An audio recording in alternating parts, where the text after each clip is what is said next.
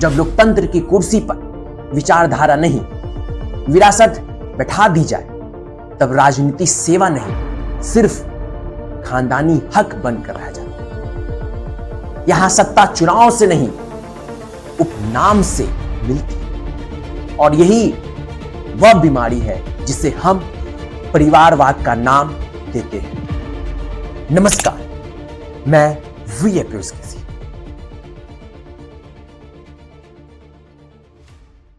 राजनीति में परिवारवाद कोई नया शब्द नहीं है, लेकिन जब कोई पार्टी खुद को सामाजिक न्याय और लोकतंत्र की मिसाल बताती है, तब उसी पार्टी में परिवारवाद सबसे बड़ा सवाल बन जाता है।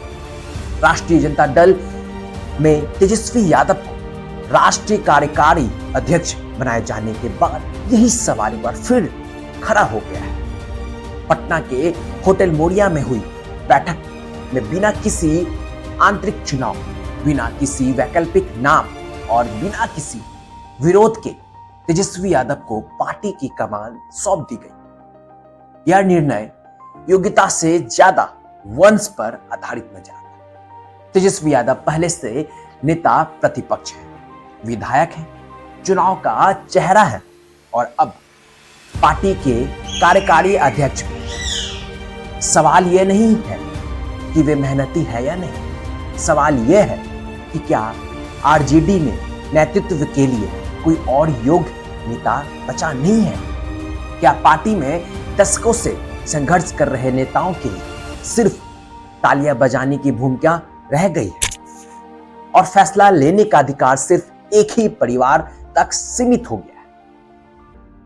आरजेडी सुप्रीमो लालू प्रसाद यादव, पूर्व मुख्यमंत्री राबड़ी देवी, सांसद मीसा भारती और अब तेजस्वी यादव, यह पूरी तस्वीर खुद परिवारवाद की कहानी बयां करती है। जब पार्टी संगठन और सत्ता एक ही परिवार के इर्द गिर्द घूमने लगे, तो उसे लोकतांत्रिक प्रक्रिया नहीं बल्कि वंशवादी राजनीति कहा जाता है। यही कारण है कि आज आरजेडी के अंदर से ही सवाल उठने लगे हैं। तेजस्वी यादव के कार्यकारी अध्यक्ष बनने पर उनकी बहन रोहिणी यादव का बयान इसी आंतरिक असंतोष का प्रमाण है। रोहिणी ने सोशल मीडिया पर तंज कसते हुए लिखा कि शहजादी की ताजपोशी हो गई है।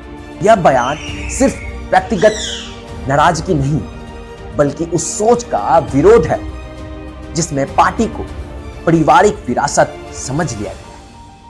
रोहिणी ने साफ कहा कि लालू यादव की विचारधारा यानी लालूवाद को कमजोर किया जा रहा है। रोहिणी यादव का सबसे बड़ा आरोप यह है कि नेतृत्व संभालने वाले लोग सवालों से भाग रहे हैं। जवाब देने के बजाय भ्रम फैलाया जा रहा है और जो पार्टी की भलाई की बात करता है उसे अपमानित किया जा रहा है। परिवारवाद की सबसे बड़ी पहचान यही होती है जहां सवाल करना गुनाह बन जाता है और पद जन्म सिद्धि अधिकार की तरह बांटे जाते हैं। आज सवाल जनता से है, क्या राजद वाकई बदलाव की राजनीति करना चाहती है या फिर पार्टी धीरे धीरे एक परिवार की निजी संस्था बनती जा रही है? अगर नेतृत्व योग्यता से तय होता तो खुली बहस होती, आंतरिक लोकतंत्र दिखता और नए चेहरे सामने आते। लेकिन जब हर बड़ा फैसला एक ही परिवार के नाम पर मुहर लगाकर किया जाए, तो परिवारवाद का आरोप अपने आप सच साबित हो जाता है। लोकतंत्र में सत्ता सेवा के लिए होती है, विरासत के लिए नहीं। पार्टियां विचारधारा से चलती है, परिवार से नहीं। अब देखना यह है कि राजद इस आरोप से बाहर निकलती है या फिर परिवारवाद की राजनीति बिहार की जनता के सामने एक बार फिर उजागर होती है। लेकिन सवाल आज पूछना जरूरी है। बहुत बहुत धन्यवाद।